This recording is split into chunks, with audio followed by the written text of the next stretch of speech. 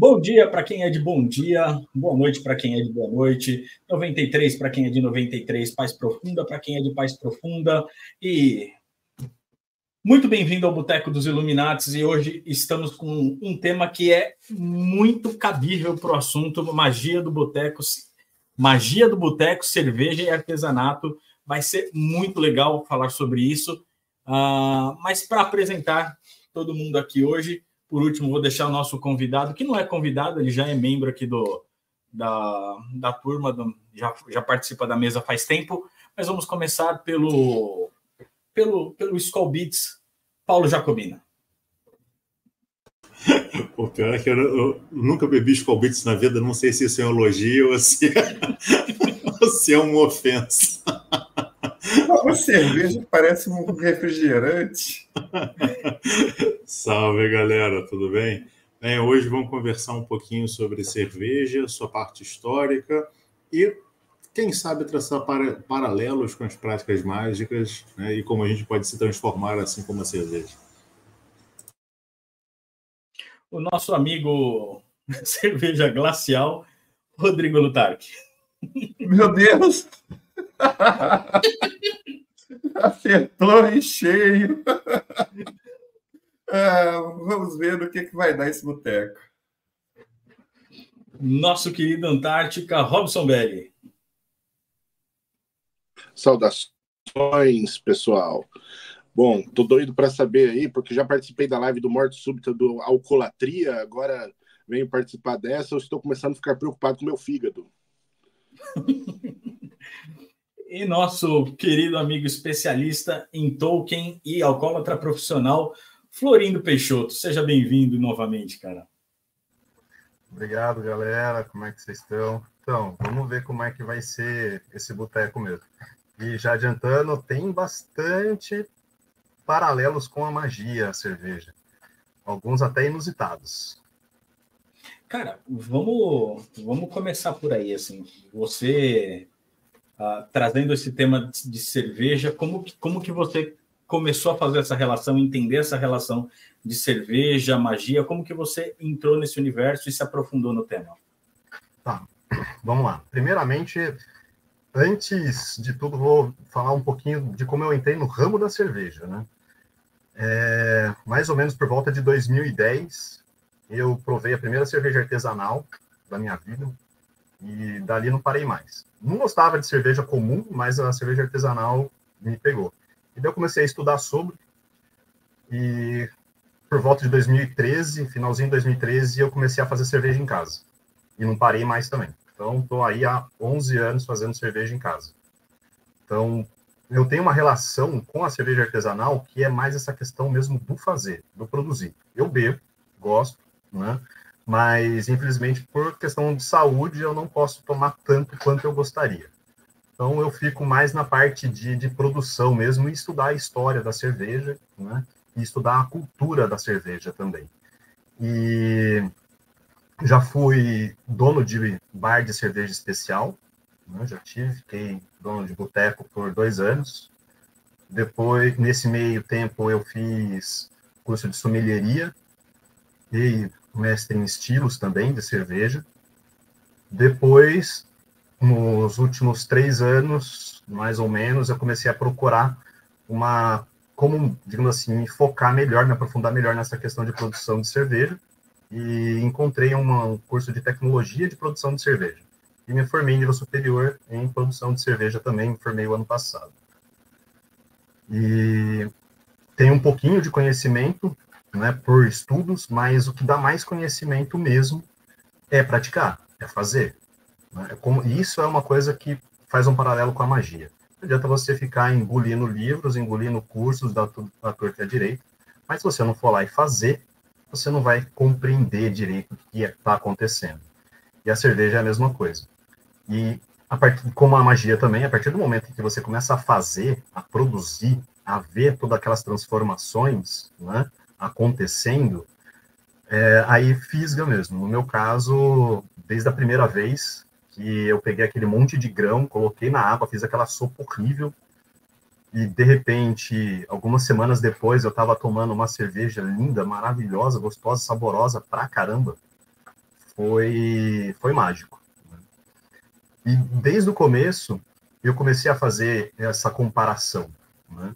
Quando você começa a produzir a cerveja, a ver aquelas transformações, você começa a fazer um link. Quem já é do meio magístico vai conseguir ver os links perfeitamente.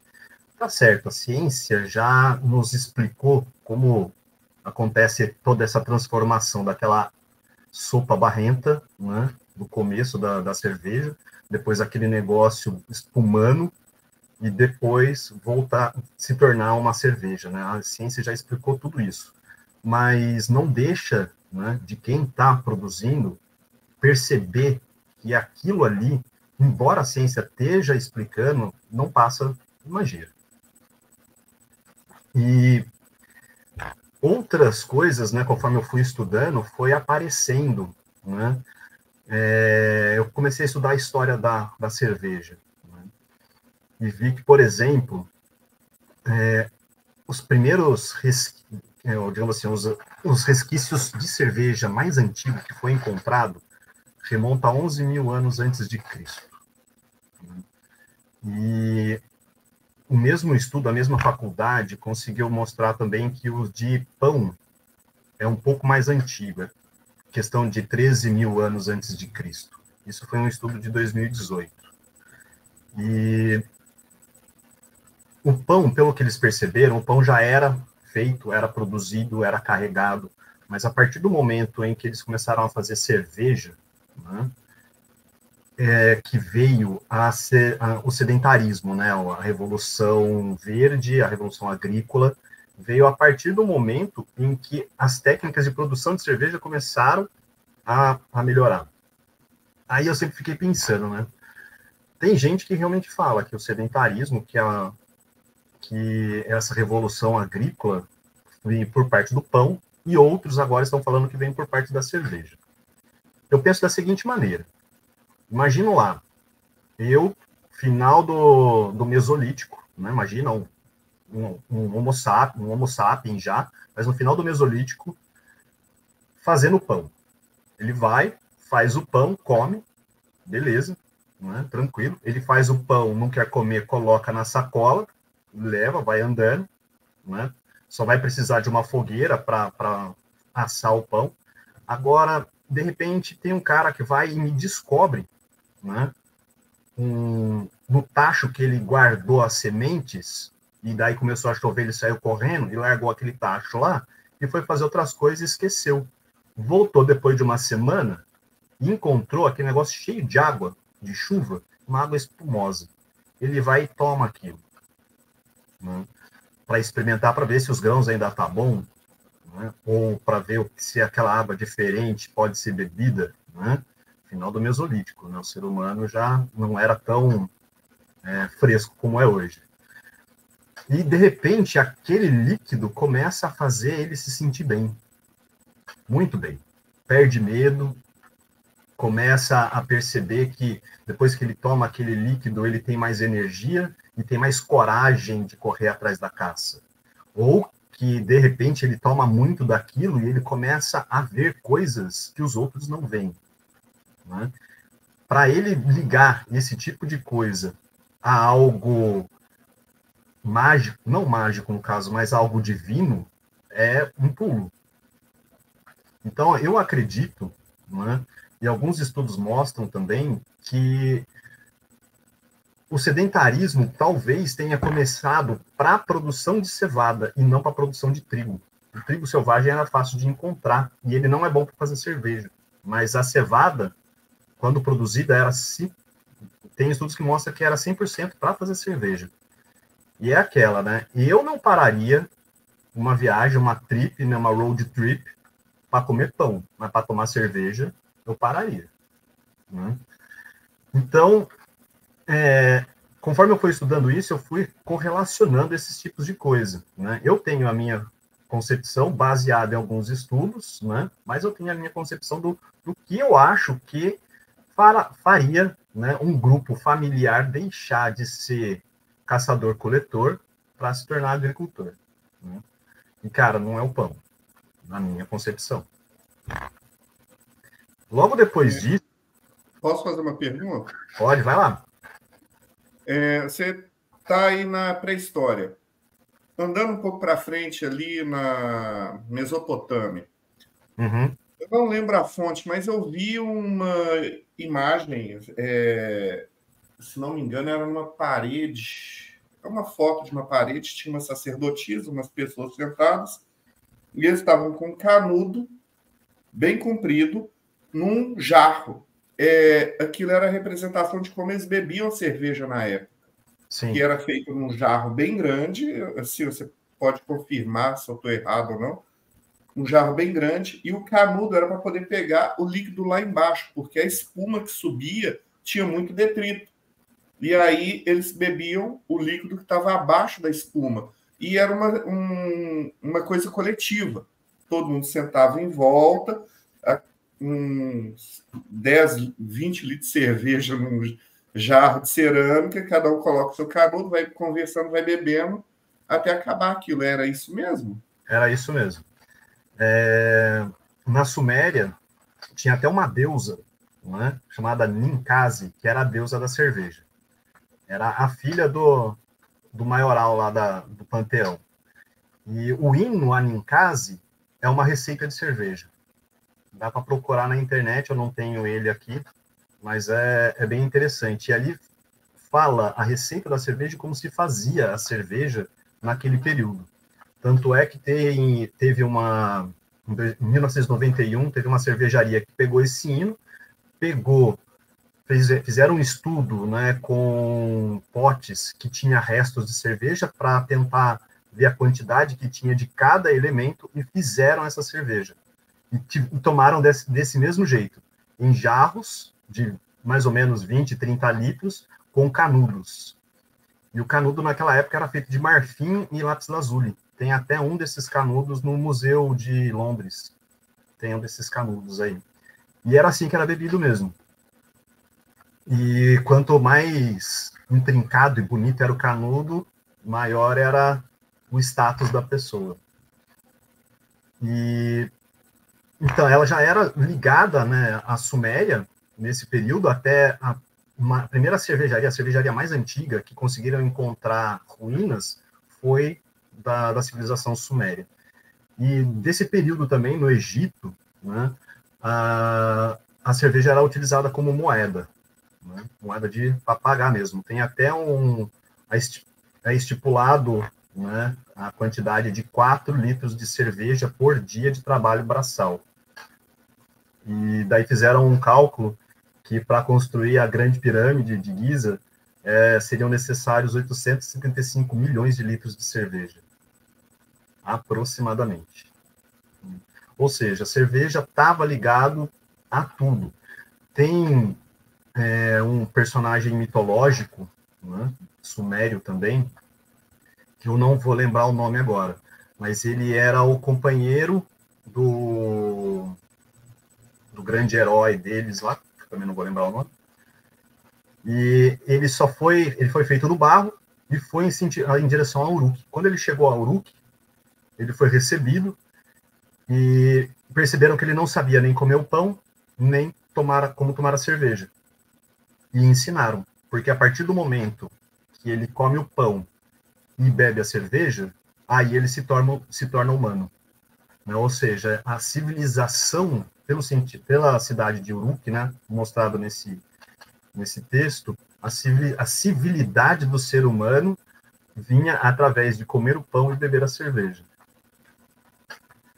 E prosseguindo nessa questão histórica, a gente pode chegar também nos períodos medievais, onde a cerveja era consumida porque a água de muitos lugares não era saudável, né, por causa de poluição, de esgoto, né, das pequenas vilas, que é direto na água, e eles não conseguiam, tomava água e ficavam doentes, mas quando tomava cerveja, ficava bom, não dava problema, né? E nesse período também é que algumas tradições começou a se estabelecer. E uma dessas tradições que eu acho bem interessante é a questão da colher cervejeira, que é a outra ponte que eu faço com a magia. a cerveja, para você produzir ela, você tem que fazer com que aquela sopa de cevada, né, que é chamado de mosto, seja sempre mexida para que a água entre em contato melhor com os grãos e para fazer o processo acontecer de maneira mais fluida. E depois, na fermentação, quando ela começa a espumar, né, e formar o álcool, você também tem que ficar mexendo para sair, né, grande parte digamos assim, dos voláteis dela, que não deixam uma cerveja tão legal. E nesse momento, nesse período, também para inocular o fermento correto. Porque tradicionalmente, eles foram vendo, desde o período sumério, quando a cerveja era feita, que se você não usasse a colher certa para mexer, a cerveja podia ficar ruim. Então, se você usasse a colher, no caso, um bastão, né, do mestre cervejeiro, ela nunca ficava ruim, né? E isso vem desde 6.000, 7.000 anos antes de Cristo, essa tradição de usar sempre o mesmo, né, o mesmo bastão, a mesma colher para mexer a cerveja, e se não fosse aquele bastão correto, aquele bastão mágico, a cerveja não se transformava numa cerveja gostosa, podia se transformar numa cerveja horrível, ruim de ser tomada. E já vi algumas pessoas citando isso como o início, né, da tradição da varinha mágica e do bastão mágico. Então, imagina, há 6, 7 mil anos atrás, né, 6, 7 mil anos antes de Cristo, se você mexesse aquele mosto, aquela sopa, com uma varinha correta, que era a varinha do mestre, né, ela se transformava em algo divino, porque era divino. Desde o período sumério, tanto é que tem a deusa da cerveja, até o período da Idade Média, a cerveja era feita por ou para divindades. Era considerado algo divino e era feito para rituais, né? Então, já ouvi mesmo de pessoas falando que a varinha mágica e o bastão do mago provém, possivelmente, da varinha, do instrumento de mexer a cerveja enquanto estava fermentando. E a gente sabe que isso acontece pelo seguinte, porque aquela colher, aquela pá cervejeira, ela já está inoculada com as leveduras que foi, digamos assim, que fermentou a cerveja que deu certo. Então, as leveduras já estão, né, presa naquela colher, naquela pá. E quando você usa ela para mexer uma cerveja nova, né, um mosto novo, aquelas leveduras é que vão ser inoculadas. E daí elas que vão crescer e vai fazer de novo uma cerveja boa. Agora, se você pega uma pá nova, né, e que a levedura que está nela é uma levedura selvagem ou era alguma outra coisa, pode ter sido contaminado com fezes de animais, ou seja lá o que for, né? Quando vai entrar em contato com a cerveja, quem vai fermentar aquela cerveja não é as leveduras cervejeiras, e sim bactérias, e daí a cerveja ficava ruim. Hoje a gente sabe isso, hoje a ciência explica isso para a gente, mas para o homem, né, o ser humano de 6.000, 7.000, até 1.000 anos atrás, era aquela varinha, aquela pá correta que fazia a cerveja se tornar cerveja. Deixa eu ver aqui na minha pauta, que eu estou com uma colinha aqui. Aproveitando, então, enquanto você está vendo a sua colinha, pode falar. Pode trazer para a gente, então, além de ficar loucaço, né, qual paralelo a gente teria em relação à ingestão de cerveja, principalmente nesses períodos mais antigos, com a ideia de um êxtase mágico, de você alcançar outros estados de consciência, por favor? Tá. Olha, o êxtase mágico, né, o álcool produz determinados êxtases. A cerveja, como eu disse, ela era um produto ritualístico no início, né, e continua sendo até hoje, se a gente levar algumas coisas em consideração. Então, na união dessas duas coisas, você vai ter a pessoa que está ali acreditando naquele Deus, naquela deusa, no caso, vamos pegar um exemplo de Ninkasi, cantando os hinos de Ninkasi e tomando, né, vertendo muitos goles da bebida sagrada dela. Então, nesse momento, você junta a intenção da pessoa, a devoção dela e uma coisa que vai de desinibir, né, grande parte do seu, digamos assim, do seu corpo, né, e da sua mente, para entrar em contato com a deusa que ela está venerando naquela hora, naquele momento. E não só isso, tem uma outra coisa que eu acho interessante também, que também leva em consideração essa questão mágica e de deuses, é que naquele período, as receitas que foram feitas hoje, utilizando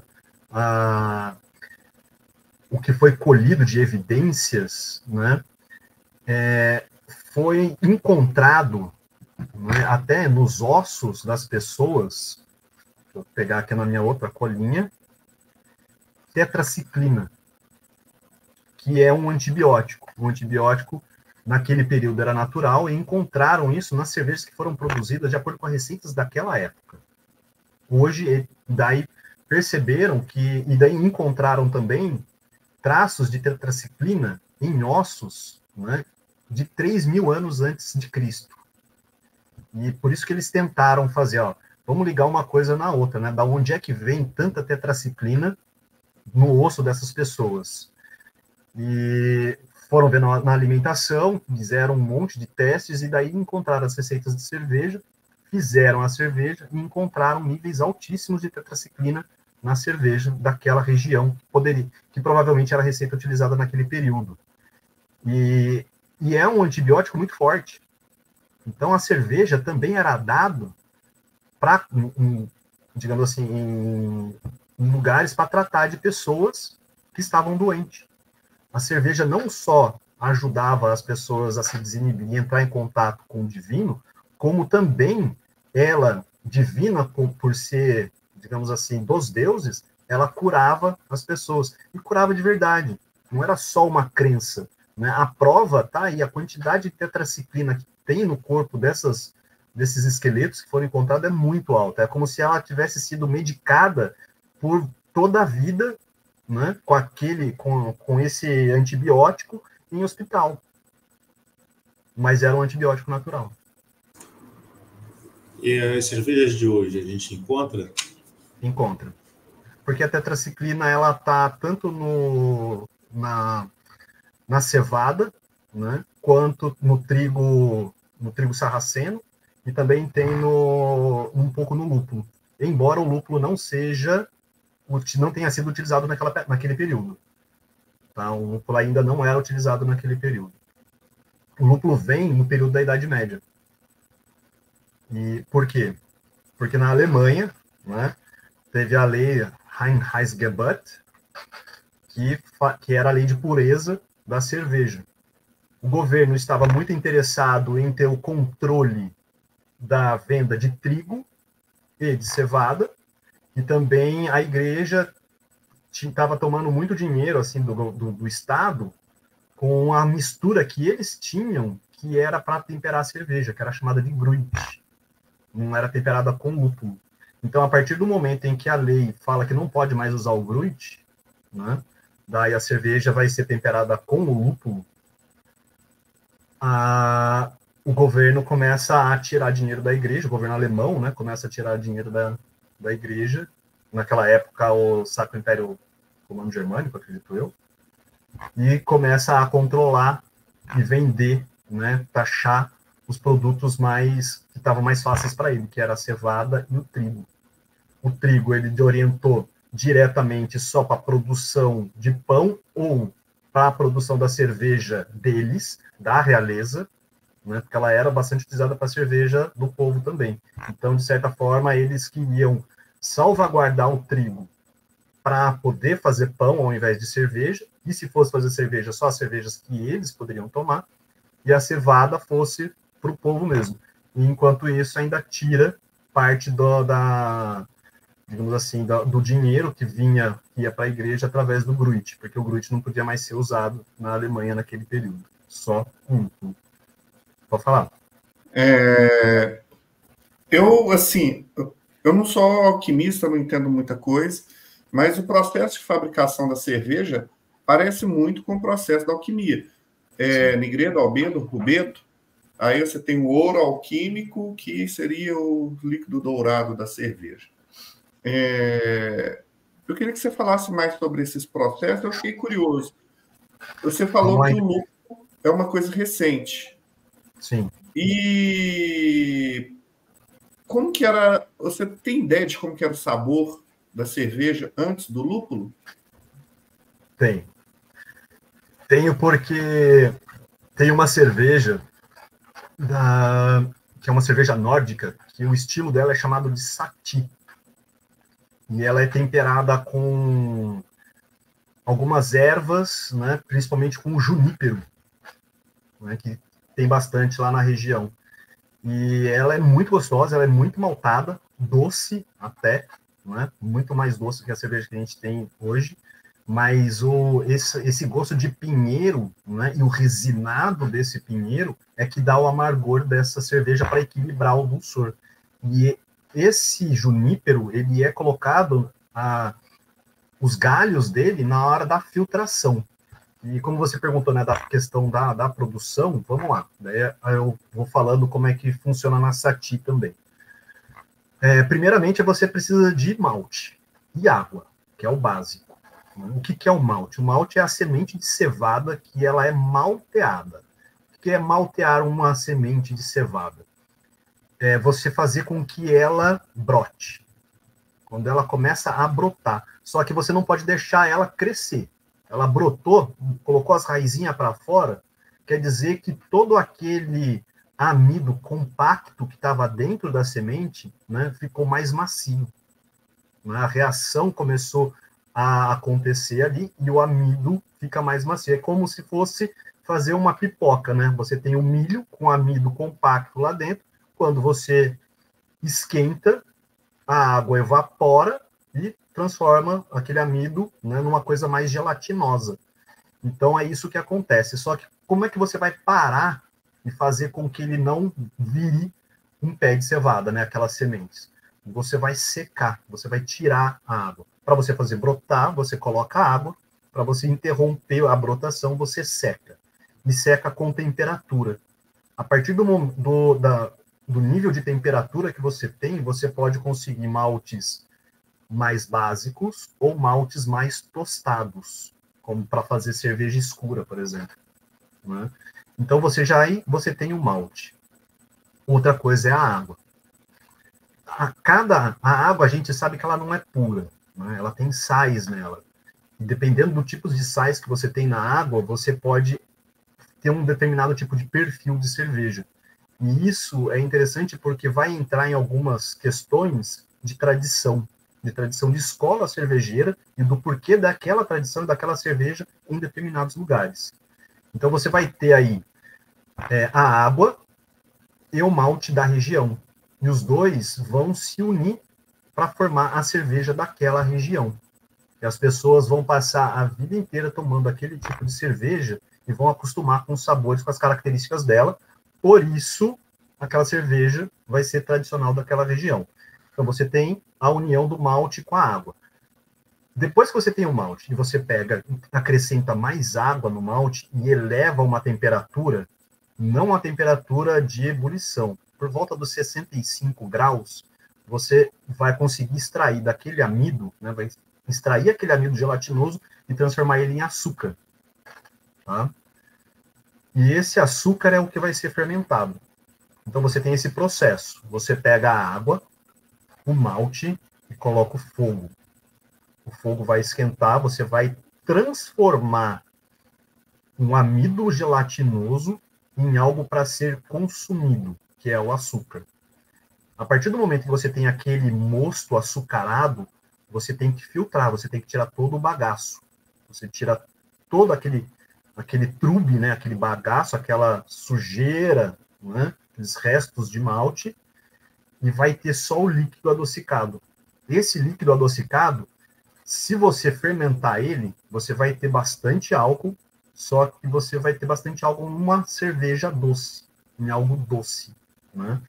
E isso foi produzido dessa maneira por muito tempo, até que as pessoas começaram a temperar, porque achava muito doce, começou a temperar aquilo. Como eram feito na questão da sati, né? Primeiro, como era esquentada a água. A água era esquentada por pedra. Você colocava a pedra no fogo, deixava ela ficar em brasa, praticamente colocava dentro da água com a cevada. E isso esquentava, né, até chegar à temperatura certa. E produzia determinados tipos de açúcares, que é um açúcar mais caramelizado, que estava de contato direto com a fonte de calor. E depois era filtrada, como eu falei, para tirar todo aquele bagaço. E era filtrado na palha verde do pinheiro, do junípero, né? Então ela quente ia passando e extraindo nesse processo as resinas do junípero. Então a sati já era temperada na filtração. Já as outras cervejas, né, elas são, até hoje em dia, elas são temperadas no período da fervura. Você vai ferver aquele mosto e vai colocar os seus temperos. E isso também é o que faz a cerveja, no caso do período medieval, não contaminar as pessoas, porque ela era fervida, né? Era um líquido fervido. Então, todos os contaminantes que tinha ficava, né, inerte, porque ela é fervida por pelo menos 1 hora. Então, nesse período de fervura, até hoje, né, a gente usa esse período de fervura e coloca o lúpulo nesse período de fervura.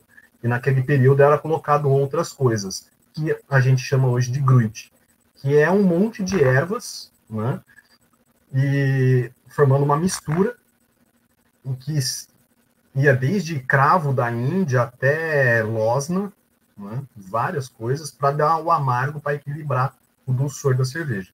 Depois que você tem isso daí, né, que é o mosto cervejeiro temperado, você vai inocular a levedura. Hoje a gente compra a levedura da cepa que a gente quer, com as características que a gente quer, para fazer a cerveja do jeito que a gente quer. Daquele período, como era inoculado isso? Era mexido com a pá cervejeira do mestre cervejeiro. E ali eles não sabiam o que estavam fazendo, mas estavam fazendo a coisa certa, que era inoculando o fermento correto. Aí a cerveja fermenta, né? O processo de fermentação varia de acordo com a temperatura. Pode levar de 3 dias, né, até 2 semanas a fermentação. E depois ela é maturada ou já bebida direto. Esse é o processo básico. Fechando esse processo, você vai ingerir como? Você vai utilizar um mass, um pint, ou vai na garrafa mesmo? Aí, como a gente estava falando sobre tradição, né, vai depender da região. Então, cada região tem o seu copo preferido. Você tem o pint na Inglaterra, né, o mass na Alemanha, né, ali na Bavária, né, e na garrafa nos Estados Unidos, principalmente, né? E isso vai de tradição de cada povo. E se você pegar a região belga, por exemplo, cada cervejaria tem um copo específico para cada cerveja que ela produz. E se você for num bar, na Bélgica, se a pessoa tiver, né, se o cara ali tiver a cerveja, mas ele não tiver com um copo livre daquela cerveja, ele não te serve.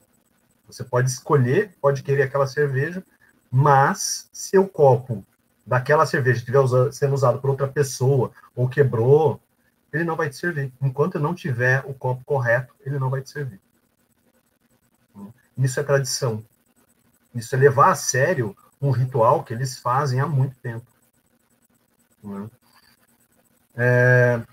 Então a gente chega nos dias de hoje com a cerveja, né, artesanal, que compete com essas cervejas mainstream, né, que a gente tem por aí.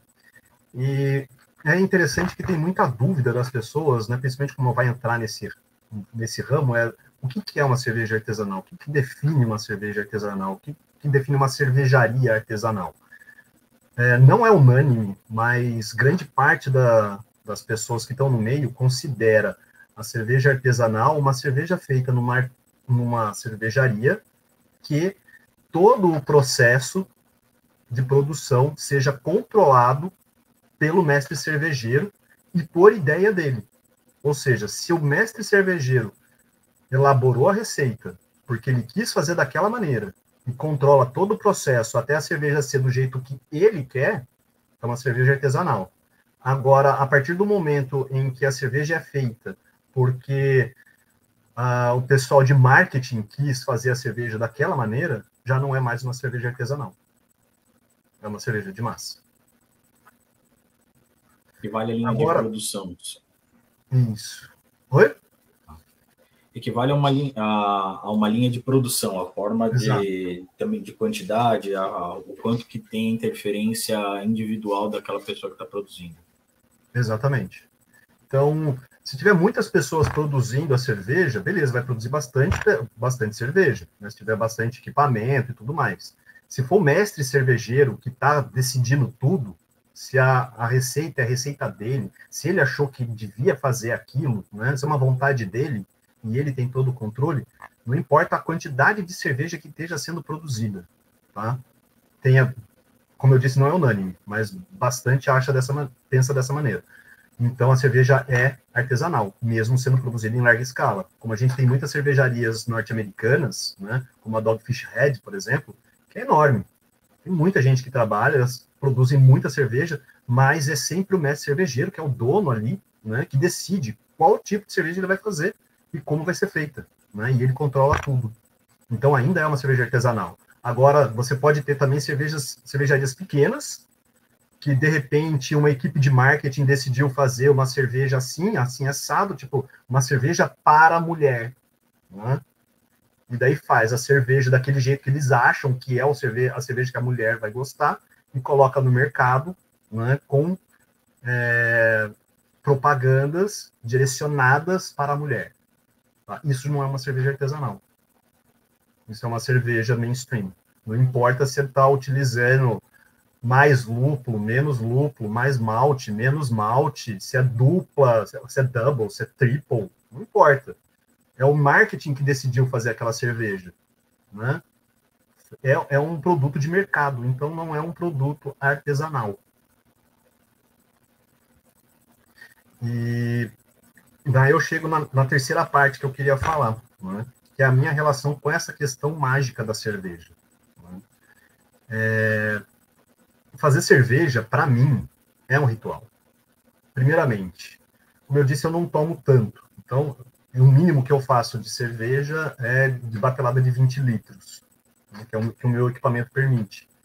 Então, eu não estou fazendo a cerveja para mim, simplesmente para eu ir lá e tomar. Né? Eu estou fazendo uma cerveja para quê? Estou fazendo uma cerveja com uma intuição, com um intuito, né? Um intuito de juntar os meus amigos, a gente fazer uma festa, a gente se alegrar, né? A gente conseguir, às vezes, colocar para fora muita coisa que a gente está aprendendo no dia a dia. Né? Uma conversa num boteco serve para isso também. Mas imagina, vamos na casa do Neto tomar a cerveja que ele fez essa semana, que ficou pronta essa semana. Junta os meus melhores amigos, a gente vem aqui e eu abro a cerveja no ritual. Porque o meu ritual começa, né, às vezes, 3 meses antes, que eu penso naquela data, naquele dia que eu quero fazer e faço a cerveja. Veja, que tipo de cerveja eu vou fazer? Pô, vai estar calor naquele dia, vou fazer uma cerveja refrescante. Como? Que tipo de cerveja refrescante? Eu quero que ela seja refrescante na temperatura ou em algum elemento que tenha na composição dela, um tempero a mais que eu vou colocar, né? Depois daquilo, depois que eu tenho isso, como é que vai ser os insumos que eu vou usar? Né? Depois dos insumos, o que está vendendo desses insumos que eu consigo comprar? O que eu vou ter que substituir? Beleza, vamos montar a receita, então. Montou a receita, né? Vamos comprar os insumos e fazer. Compra os insumos, guarda, faz a cerveja, né? Isso daí já se passou praticamente pelo menos 5 dias. né? Eu pensando durante a semana e fazendo, e sentando, e colocando as coisas, daí chega o dia de fazer a cerveja. Para fazer a cerveja, eu chamo 1 ou 2 dos meus amigos que tá acostumado, que gosta, né? E cada um sabe o que fazer naquele momento. Um controla a temperatura, o outro já vai separando os lúpulos, o outro vai controlando o tempo, e a gente vai fazendo a cerveja, no meu ponto de vista, ritualisticamente. Os meus amigos, não necessariamente, eles não são dessa área, né? Mas eles estão ali, cada um ajudando com o que pode, né? E a gente conversa, e a gente bate papo, e já vai colocando, digamos assim, a vibração daquela alegria que a gente tem ali de estar entre amigos fazendo cerveja, porque, meu, isso é muito legal, isso é muito divertido, né? É uma coisa que está no DNA do ser humano há 11 mil anos, pelo menos, né? E a gente vai fazendo cerveja junto, batendo papo, contando piada, até que chega um momento que eu tenho que pedir para eles se afastarem para eu inocular a levedura correta, porque se tiver contaminação de uma risada, de um perdigoto que cai no meio da cerveja, eu posso perder o lote inteiro, né? É aquele momento que eu vou fazer a inoculação e a partir da receita, depois que é feita, eu vou ver quanto tempo vai ficar ela fermentando e quanto tempo ela vai ficar maturando. Teve uma cerveja minha que eu fiz, que até ganhou um prêmio, que ela ficou 2 anos maturando. 2 anos.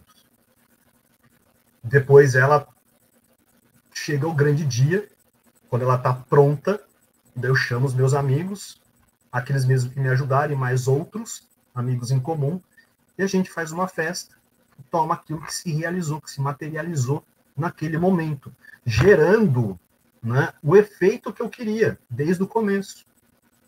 As sensações que eles estão tendo eram as sensações que eu queria que eles tivessem lá quando eu pensei primeiramente na cerveja. E também a alegria, que era um intuito da cerveja daquele momento, né? Isso é como eu vejo essa produção da cerveja, né, junto com a magia. Essas 3 coisas, é a questão da tradição, é a questão do fazer a cerveja e da questão histórica.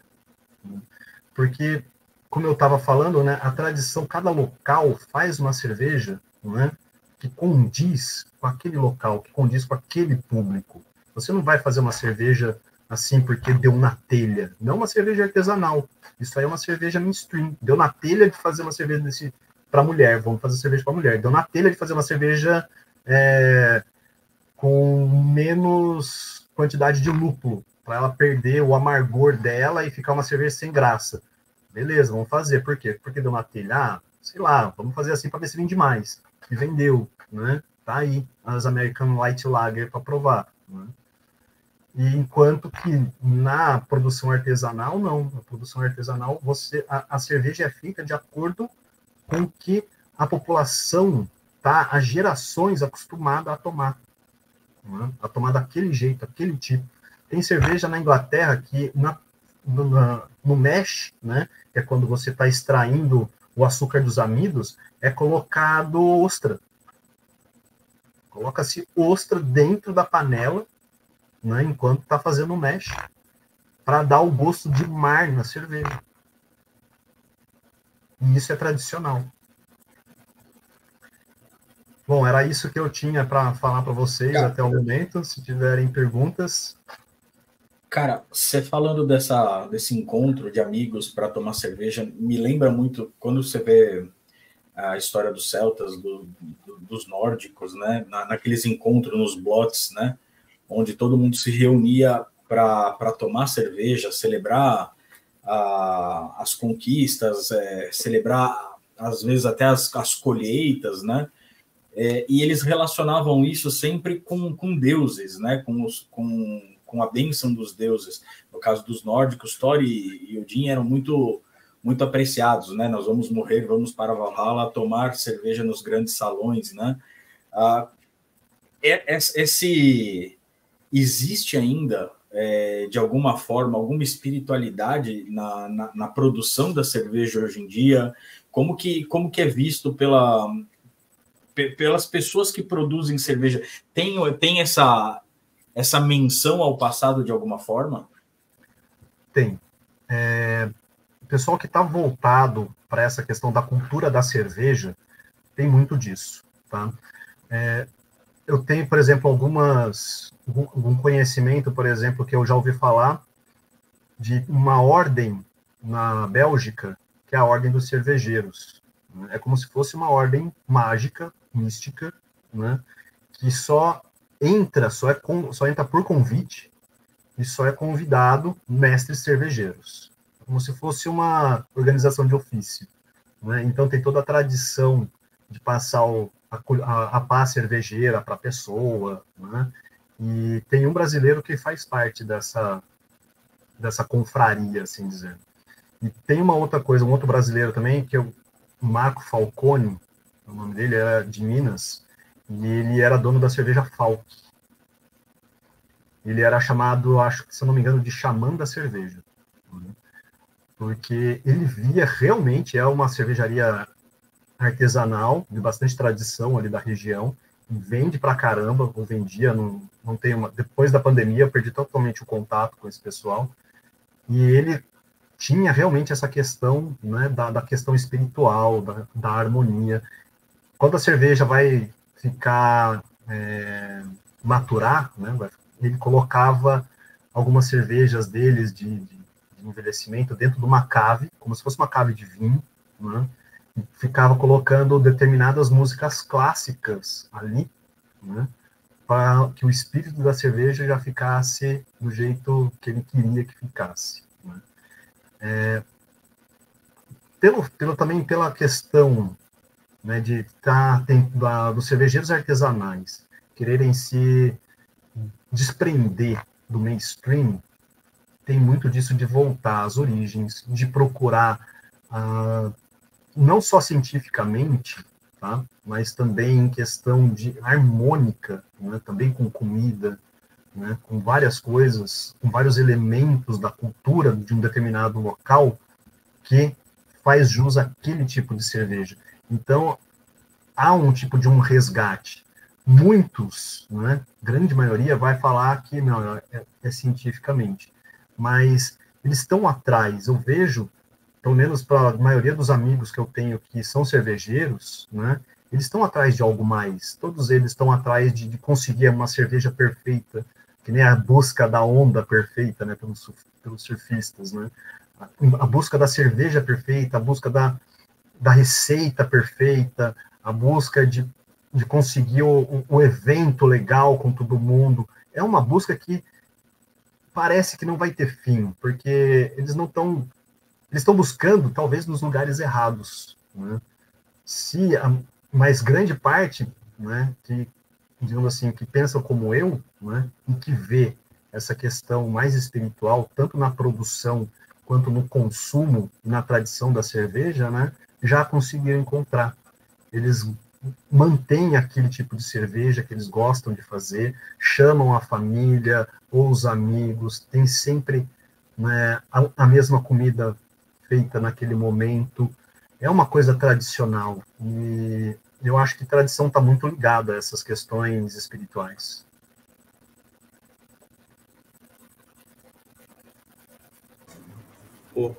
Queria trazer uma pergunta, mais uma dúvida que me veio na cabeça, quando você comentou que chegava a acrescentar losna na cerveja.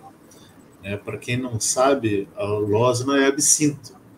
Né? Não sei se o público como um todo tem conhecimento a respeito disso. No Brasil, o absinto como bebida, né, a bebida suíça, ela está proibida porque o teor alcoólico é muito alto e falam que ela se torna alucinógena, né? E aí, na cerveja, na produção da cerveja, você acha... o psicotropicon do Tamusauskas. Inclusive, tem uma questão aqui dentro, e esse livro ele é ótimo para psiconautas responsáveis, como está na própria capa, né? Que fala da dosagem de álcool para rituais, né? Então, para evitar maiores danos, se você quiser conhecer um pouco mais, fica aí a propaganda já do nosso colega Tamusauskas. Adquira um Psicotropicon para terem maiores informações até sobre o uso do álcool responsável em rituais.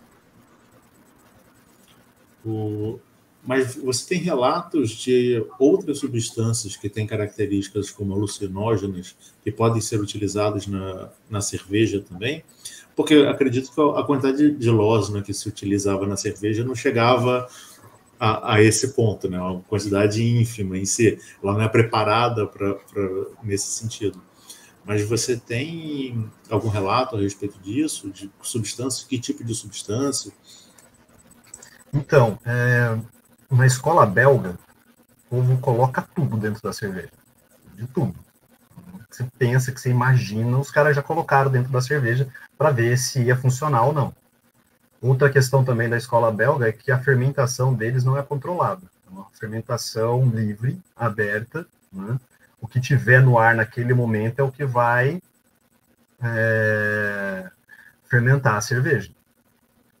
E é a única cerveja que eu concordo nessa questão de terroir, porque ela é fermentada pelo ar que tem na região e é sempre do mesmo jeito, é sempre o mesmo ar naquela região, então é o que vai fermentar aquela cerveja e a cerveja que tem terroir.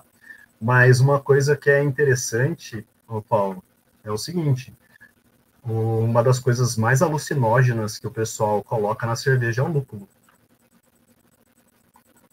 O lúpulo, ele é da família da cannabis, né? E ele era utilizado até para colocar dentro de travesseiros para fazer com que as pessoas dormissem, né, mais rápido e tivessem sonhos diferentes, né? O lúpulo, ele é alucinógeno, só que a gente tá, digamos assim, parte do que a gente fica meio grogue com a cerveja, grande parte é o álcool, mas também alguma percentagem disso daí vem do lúpulo, principalmente em cervejas hiperlupuladas. O pessoal fala, não, porque a IPA, que é uma das cervejas mais lupuladas que tem historicamente, né, ela fez sucesso de cara. Fez sucesso, o pessoal que tomou a IPA, né, que é a primeira receita de cerveja que vai muito mais lúpulo do que as outras, e o pessoal, não, ela é boa pra caramba, ela fez um sucesso. Agora, o que o lúpulo faz na cerveja é colocar amargor. Você acha que os caras gostaram de verdade porque ela era amarga, mais amarga do que deveria? Né? Ou porque tinha alguma outra coisa? Né? Então, tem toda essa questão, essa relação. Pode ser que essa habilidade do lúpulo, né, de ser um pouco alucinógeno, né, tá no segredo do porquê que a IPA fez tanto sucesso na Inglaterra no período em que ela foi desenvolvida. E o lúpulo é alucinógeno até hoje, né? O lúpulo, o pessoal gosta pra caramba até hoje. Você vai em cervejarias, né, em bares de cerveja artesanal, e você vê na parede deles lá, aquelas cervejarias que tem um monte de torneira diferente, né? Se você vai ter lá, a cada 10 torneiras de cerveja, 8 é algum tipo de cerveja hiperlupulada.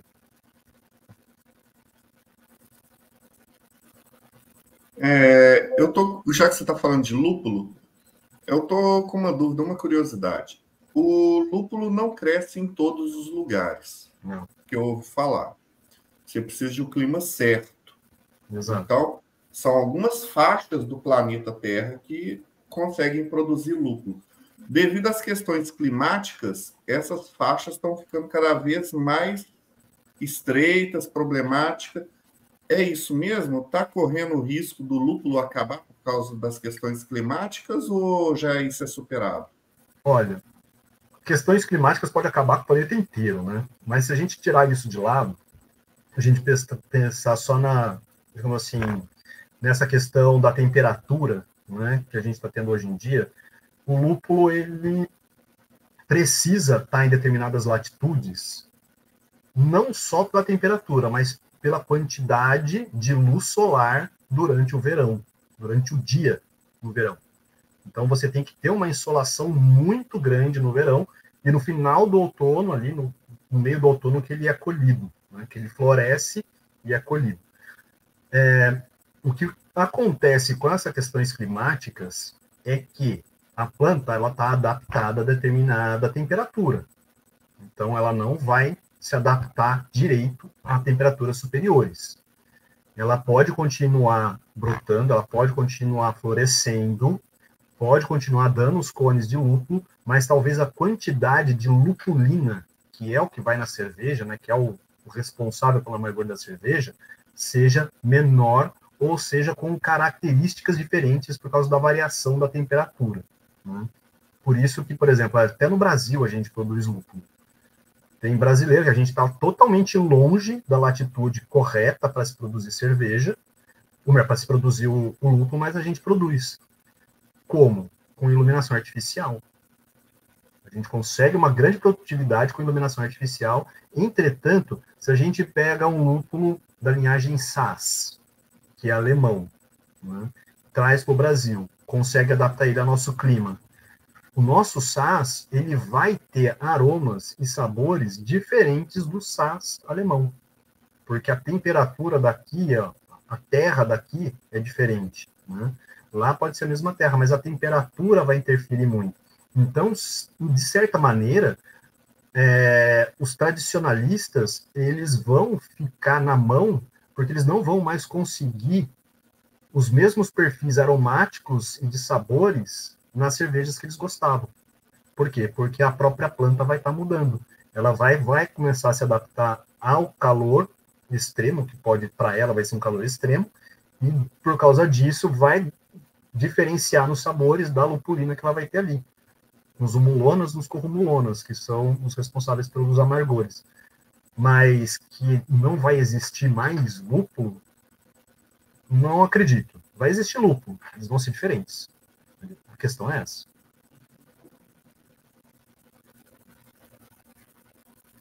Uma outra dúvida. É verdade essa história que o povo fala que essas grandes cervejarias mistura milho na cerveja? Sim. Sim. Então, o povo está tomando suco de pipoca. Na verdade, o milho ele serve para deixar a cerveja um pouco com, digamos assim, menos sabor. Tá? A nossa cerveja que a gente toma no dia a dia, que o pessoal chama de Pilsen, né? Ela não é uma cerveja Pilsen, ela é uma cerveja de estilo American Lager, ou American Light Lager. Né? E nessas cervejas vai milho. Por quê? Porque vai deixar o sabor da cerveja menos agressivo. E como assim agressivo? Né? Esse tipo de cerveja é interessante, né, com milho, elas não fazem muito sucesso em países cervejeiros, como Alemanha, Bélgica e Inglaterra. Né? Esses países onde tem as escolas cervejeiras estabelecidas, essa cerveja não faz tanto sucesso. Ela faz sucesso aonde? Brasil, Estados Unidos e México. O Japão também não, né? E por quê? Não faz porque a cerveja veio da Alemanha para cá. Bom. Então, vocês são muito sortudos. A cervejeira do Japão vem da Alemanha. A Sapporo eu gosto, viu? A cerveja da Sapporo é gostosa. Aí, o que acontece? Por que Estados Unidos, né, as Américas gostam disso? Tem a ver com o período da lei seca nos Estados Unidos. Com o período da lei seca, a cerveja parou de ser produzida nos Estados Unidos. E quem produzia cerveja começou a produzir refrigerante para continuar produzindo alguma coisa, para continuar ganhando a vida. Por isso que vem Coca-Cola, né, Pepsi, né, eles começaram a produzir refrigerante por causa da lei seca. Quando a lei seca é abolida, né, volta-se a produzir cerveja com as receitas originais. O pessoal que era os adultos, né, para onde era destinada a cerveja, a grande maioria já estava acostumado a tomar Coca-Cola. Eles não gostaram da cerveja que foi apresentada para eles. Acharam muito amarga, acharam muito densa, acharam muita coisa assim. E daí o que fizeram? Foram colocando outras coisas para aproximar o sabor da cerveja, né, a uma coisa mais limpa, mais agradável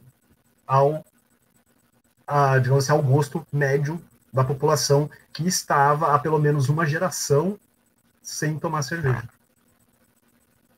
Pode falar, vou fazer um comentário. Eu acho que isso também se reflete no café norte-americano, que é agora que é uma delícia, né? Exatamente. Eles não aguentam nem café, vão aguentar cerveja. Pois é. Mas, com o tempo, teve o resgate que teve da cerveja artesanal foi feito pelos norte-americanos, né? Porque alguns, no período da guerra, né, foram para a Europa e experimentaram a cerveja europeia. Daí os caras ficaram alucinados. Daí, quando voltaram para as Américas, né, queriam aquele mesmo tipo de cerveja. Daí, alguns começaram a procurar saber como é que se fazia cerveja com aquele pessoal que fazia o uísque, né, que era contra a lei, o uísque que era marginalizado no período da lei seca, né? Os avós, os bisavós que ainda se lembravam, eles começaram a ter uma ideia de como é que funcionava e foram atrás dessas receitas na Inglaterra e começaram a fazer cervejas caseiras nos Estados Unidos, e daí veio o boom de novo da cerveja artesanal, com esse pessoal que foi resgatar essas receitas na Inglaterra. Não sei se eu respondi a pergunta, eu comecei a falar outras coisas. Respondeu e foi além. Então tá bom. Você falou que a gente está falando dessa retomada da cerveja artesanal. Isso ainda continua em desenvolvimento, continua crescendo. Você vê cervejaria surgindo, artesanal surgindo cada dia mais, ou porque teve uma época que foi moda, né? Que você via vendendo produto em tudo quanto é lugar. Hoje em dia eu não vejo mais tanto isso. Parece que deu uma estancada, mas essas cervejarias continuam surgindo? Então, a gente tem que levar em consideração a região, né? Nos Estados Unidos, eles alcançaram um patamar razoavelmente bom. Eles são responsáveis ali por até quase 10% da produção de cerveja. Tá? Depende do ano, eles variam entre 7% e 9,5% da produção anual da cerveja do país, com cerveja artesanal, que é o que a pessoal acha que é a média boa, né? Já no Brasil, a gente teve realmente uma explosão disso daí, de cervejas artesanais, de cervejarias artesanais pipocando para tudo quanto é lado, só que foi naquele momento tinha muito fogo de palha, tá? Você vai pegar aí nos anos 2012, 2013, 2014, né? Tava bastante mesmo. Chegou em 2018, 2017, 2018, tinha muita cervejaria no Brasil. A gente, nesse período, a gente estava chegando a 3% da produção de cerveja anual sendo de cerveja artesanal no Brasil, tá? Só que daí veio a pandemia. O que a pandemia fez? Parou, as pessoas pararam de ir para boteco beber. Grande parte dessas cervejarias que estavam no período, elas produziam ou no próprio local que produzia, vendia cerveja para beber, era o chamado de brew pub, ou produzia em outras cervejarias, né, eles alugavam equipamento, produzia e vendia ou no bar da marca ou para outros bares. Conforme as pessoas foram parando de ir para esses lugares, né, e essas cervejarias pequenas não estavam introduzidas ainda no mercado online, né, elas começaram a ter muita queda de venda, e daí foram quebrando. Só as cervejarias artesanais que estavam com fôlego, que tinha, digamos assim, um investimento grande, que tinha uma qualidade realmente boa, mas não só qualidade, mas tinha que ter investimento também, né, é que conseguiram se manter no mercado. Hoje está voltando a crescer uma coisa ou outra, mas muitas das pessoas que acabaram falindo nesse período ficaram desiludidas e não estão mais querendo entrar no mercado. Então ficou realmente aquelas cervejarias que têm estrutura, né, profissional da área, que se profissionalizou de verdade e que mantém a qualidade, né? Então a pandemia serviu como uma limpa e está voltando a crescer novamente, né, principalmente no sul do país. Santa Catarina, Paraná e Rio Grande do Sul estão crescendo porque um impedimento também né, que para uma cervejaria artesanal de início, com pouco investimento, começar a dar lucro, ela tem que vender no próprio bar, no mesmo local, como um brewpub, para ela conseguir se manter. Para isso, você tem que ter um local dentro da cidade que você possa operar uma indústria. Porque mesmo sendo uma indústria artesanal de cerveja, né, por ela ser de cerveja, a nossa legislação exige, né, que os alvarás sejam iguais aos alvarás de uma grande cervejaria, como uma Brahma da vida. Então, para você conseguir ter dinheiro, você tem que ter, junto com a prefeitura, a possibilidade do uso de solo de indústria. E se a prefeitura abre isso para um produtor, né, pequeno, ela tem que abrir para um produtor grande também. Entendeu? E daí começa a ter esses entraves, né? Então, tem algumas legislações que estão saindo no Rio Grande do Sul, né? Umas legislações municipais que já está selecionando, ó, isso daqui é uma cervejaria artesanal, isso daqui é uma micro cervejaria, isso é uma nano cervejaria, e essas daqui vão poder abrir dentro da cidade. Então, essas legislações têm que estar, né, sendo estabelecidas para que o cervejeiro que vai começar a fazer cerveja, né, profissionalmente mesmo, de maneira legal, como na área que a gente fala, né, com mapa, né, consiga produzir e ter um dinheiro. O mapa, no caso, é o alvará do Ministério de Agricultura e Pecuária. O mapa. Cara, uma Ministério de Agricultura, pergunta, Abastecimento e Pecuária. uma pergunta que pode ser meio burra, por ignorância minha mesmo. Há pouco tempo atrás, teve um lote de cerveja que saiu contaminado, uma galera morreu. Aqui em BH. Como que é o controle da vigilância? Como que se faz esse controle para que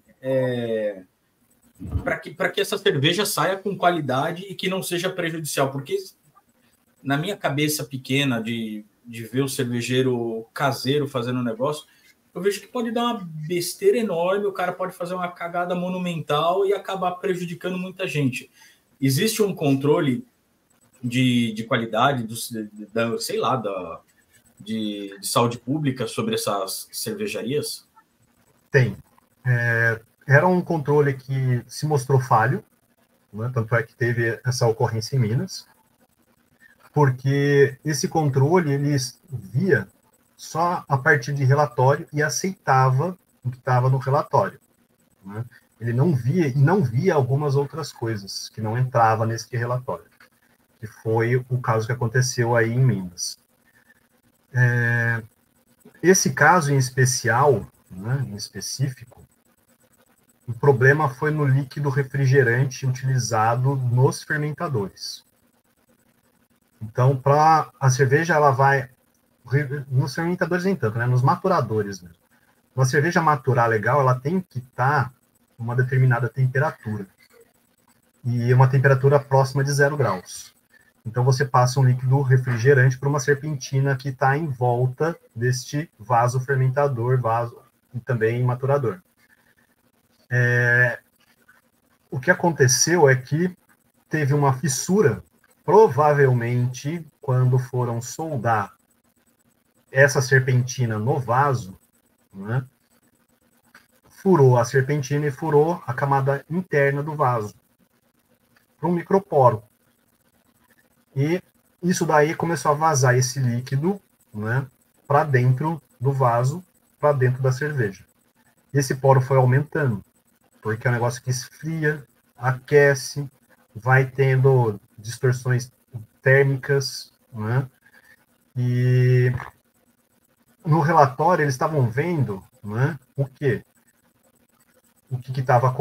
tinha de cerveja e o que tinha no banco de frigorífico, né, no banco de frios, que é, no caso, a quantidade de líquido refrigerante que estava ali no banco. Tá? Só que não atentaram a quantas vezes aquele banco estava sendo alimentado com esse fluido. E uma questão outra também, que é o seguinte, desde da pessoa, né, que fabricou esse tanque, né, até o modo de operação para alimentos, já falava que determinados tipos de fluidos refrigerantes não podia ser usado nele. E foi. Só que isso também não constava em relatório, né? Então, hoje, já se sabe que os relatórios têm que ver isso daí. A empresa está comprando determinado tipos de fluidos refrigerantes? Se ela estiver comprando, ela está usando onde não é para usar. Então, aí já é um controle. Isso não tinha em relatório antes, hoje tem. Né? Hoje tem o mapa já vai vistoriar isso daí. Ficou bem mais seguro, sim, tá? E é importante ter esses controles, é importante a gente saber o que aconteceu, o porquê que aconteceu, né? E agora a questão do cervejeiro caseiro, né? Vou ser sincero com vocês. Eu já estraguei uma cerveja, não uma, né? Já estraguei várias cervejas, principalmente quando eu estava sem fermentador, sem geladeira para colocar o meu fermentador, então a temperatura escapava, a levedura morria, e daí ela era fermentada por outros organismos, né? Ou também, no início, quando eu não sabia da real necessidade de uma boa asepsia de equipamento, de roupa, de mão na hora de fazer a cerveja, né? E depois da parte quente, porque tem a parte quente, você vai até ferver a cerveja. Até ali, você não importa, não tem problema. O problema é do resfriamento em diante, né? Da fermentação, da maturação. Quando isso daí não está bem, digamos, bem limpo, tem contaminação, né? E a cerveja mais contaminada que eu já fiz e bebi, né? O máximo que me deu foi um piriri que durou 1 dia e meio. Tá? Nada além disso, né? Que é o que acontece quando a gente come alguma coisa que não está bem assim, tão limpo, né? Não foi feito com tanta... Tem cerveja mainstream que também causa isso, né? Tem bastante. Cara, a última pergunta, só para encerrar, e eu vou fazer uma pergunta lúdica. Cerveja do Harry Potter é cerveja? É cerveja. Olha, a gente tinha no Brasil um problemaço com essa questão, viu? Você pegou num ponto bem interessante. Porque no Brasil, por legislação, só podia ter lúpulo, água, fermento, né? E malte, né? E um pouquinho de milho. Só isso daí era chamado de cerveja. Daí uma das cervejarias artesanais do Brasil, que era Colorado, ela fazia uma cerveja chamada Ápia. Tem até hoje no mercado. Que vai mel de abelha, né? E ela não tinha no rótulo dela que ela era cerveja. Porque não podia, só porque a mel não podia ser considerado cerveja, porque cerveja só podia ter produtos derivados, né, de vegetais e não de animais. Então, no Brasil, né, a gente teve esse problema, e daí a cerveja do Harry Potter, por ter manteiga, não poderia ser considerada cerveja no Brasil. Só que isso é uma questão brasileira. No resto do mundo, tem país que legisla isso, tem país que não. Agora, na Inglaterra, por exemplo, é considerado cerveja sim, né? Tem um determinado grau alcoólico, baixo, mas tem. E tem uma cremosidade a mais, porque determinados tipos de gordura é acrescentado, né? Para o quê? Para dar sustância, para aquecer o inverno deles. Mas sim, é cerveja. E hoje a legislação brasileira alterou, então aceita-se outros produtos, e hoje, no Brasil, a cerveja do Harry Potter, a cerveja amanteigada, é considerada cerveja também no Brasil. Excelente, cara. Assim a gente pode começar a ensinar as crianças desde cedo. Cara, conversa fantástica, assim, tema interessante. A gente passa desde da história da cerveja, passando pela mitologia e chegando na cervejaria comercial também, né? Então, assim, uma conversa completa. E eu vou caminhar aqui para os encerramentos e no finalzinho você fala para a gente como que a gente encontra você e as suas cervejas. Começando com Robson Belli. Papo muito interessante. Muito obrigado, Florindo, pela aula de hoje. existiam guildas de cervejeiros ainda ativas no nosso mundo, mas fiquei muito feliz de saber que ainda aqui no Japão a gente tem muita cerveja artesanal sendo vendida em locais comuns, vamos dizer assim, como o mercadinho de esquina, que tem em todo lugar, chamados combines. Então a gente vê ainda um espaço para a venda de cervejas artesanais aqui no Japão. Então, quem sabe o Brasil também começa a vazar e vender lá de cerveja artesanal por aí também. Não sei se já... Quem sabe, né? O Japão nós já temos. Mas fiquei bastante interessado em um pouco mais do processo também, até porque agora eu vou começar a trabalhar e espagiria também. Trabalhar um pouco essa questão também de produção. Caiu, mano. Robson caiu, né? Beleza. Vamos então para Rodrigo Lutar, que depois, se o Robson voltar, ele conclui. Adorei a entrevista, assim, o papo foi ótimo, teve história, adorei. Teve essa parte mais técnica da cerveja, que eu também tenho interesse, apesar de não produzir aqui. E adorei essa perspectiva nova de... Você teve uma onda de cervejaria, a pandemia cortou, e agora está começando de novo. Essa nova religião que nós temos aí, a religião do empreendedorismo, deve começar a surgir novos sacerdotes falando, ganhem dinheiro produzindo cerveja. Então, assim, vai vir uma nova onda de cervejaria aí artesanal que vai ser bem interessante. E se você estiver interessado em coisas interessantes, catarse.me/TDC, você receberá esta revista bacana aqui, você vai ter acesso a grupos de Telegram e você vai poder fazer parte desse grupo discutindo os mais diversos assuntos. Excelente. Paulo, cerveja ajuda a gente a filosofar?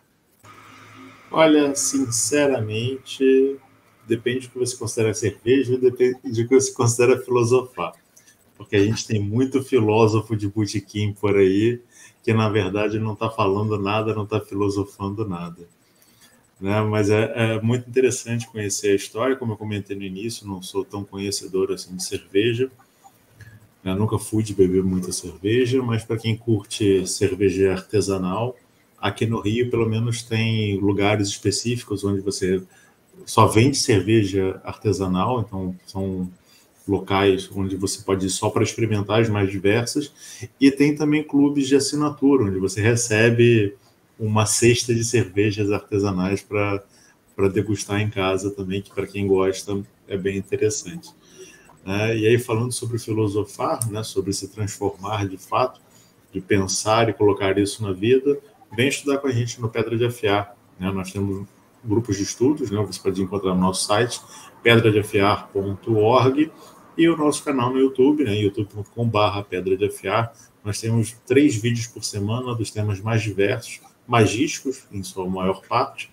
Tecnicamente, todos são, porque para nós a magia é a própria vida, né? Como Florindo veio trazer para a gente a forma de fazer cerveja, a forma como que nós do Pedra de Afiar percebemos e entendemos a nossa vida é justamente o maior dos nossos atos mágicos.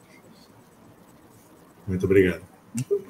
Muito bem, cara. Robson, você quer concluir, cara? Você caiu no meio da sua fala.